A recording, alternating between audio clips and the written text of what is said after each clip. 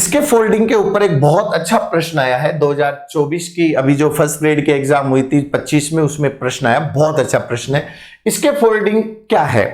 इसके फोल्डिंग एक आकस्मिक सहायता होती है, जब बच्चे की जरूरत हो उसी समय तुरंत दी जाए, उसको हम लोग इसके फोल्डिंग कहते हैं। इसके फोल्डिंग को पाड़ या मचान भी कहा जाता है। जब कोई नई बिल्डिंग बनती है, जैसे आपने देखा होगा जब घर पे आरसीसी की छत पड़ती है तो छत हवा में नहीं ठहर सकती, तो नीचे खंभों की सहायता से या लकड़ी की बल्लियों की सहायता से और ऊपर की प्लेटों को नीचे से सपोर्ट दिया जाता है। उसके बाद जब छत सेटल हो जाती है तो उसके बाद उसको उतार लिया जाता है। तो इसका मतलब है कि जब बच्चे को मदद की जरूरत हो उसी समय उसको जब हम मदद कर दें, तब वह उस लेवल तक पहुंच सकता है जो अकेला नहीं पहुंच पाता था। किसी के मार्गदर्शन से उस लेवल तक वो पहुंच जाता है, तो इसको हम स्केप फोल्डिंग कहते हैं।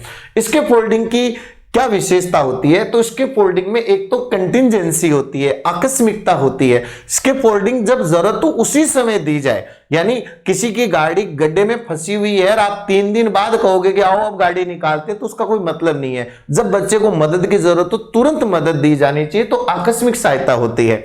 दूसरा कि इसमें मंदन होता है, इसकी फेडिंग होती है, यानी मदद हमेशा नहीं दी जाती।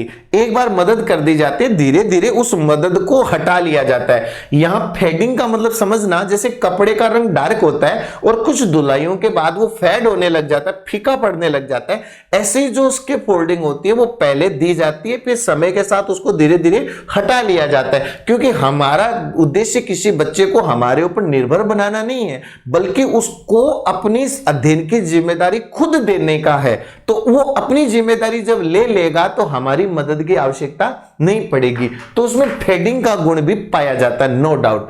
तीसरा है जिम्मेदारी का स्थानांतरण। बिल्कुल आप अगर बुक पढ़ेंगे मेरी, तो उसमें मैंने GRR दिया। GRR का मतलब होता है ग्रेजुअल रिलीज ऑफ रेस्पॉन्सिबिलिटी, यानी सीखने की जिम्मेदारी जो पहले शिक्षक के पास होती है, धीरे धीरे हम उस जिम्मेदारी को बच्चे की तरफ स्थानांतरित कर देते हैं। जैसा ब्रूनर ने भी कहा है कि हमें ऑटोनोमस लर्नर या अपनी अधिगम की जिम्मेदारी देने वाले स्वायत्त अधिगमकर्ता का विकास करना है। इसलिए ये तीनों ही विकल्प जो है वो इस ऑप्शन के सही है।